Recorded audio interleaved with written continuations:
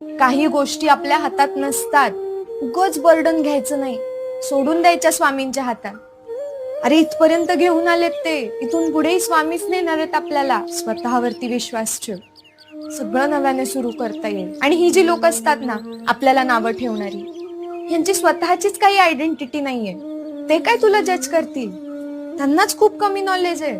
तुला कळतंय का, तू तुझ्या घरातली ती व्यक्ती आहेस जिची स्वतःची काहीतरी स्वप्न आहेत, खूप मोठी स्वप्न आहेत.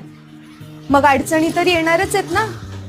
अरे ज्या गोष्टी कुणीच नाही केल्या त्या गोष्टी तुला करायच्या. मग या प्रवाहाविरुद्ध चालताना त्रास तर होणारच आहे ना. तो त्रास सहन करण्याची क्षमता आहे आपल्यात, म्हणून आपण आर्टिस्ट आहे, आपण जगा वेगळे. आणि हे सिद्ध करायचं नाहीये, ही जी जर्नी आहे ना ती एन्जॉय करायची. तूच विचार कर ना, आज तुला जे हवंय ते तुला मिळालं, त्याच्यानंतर तुझी स्वप्न थांबणार आहेत का? नाही, ती वाढतच जाणार आहेत.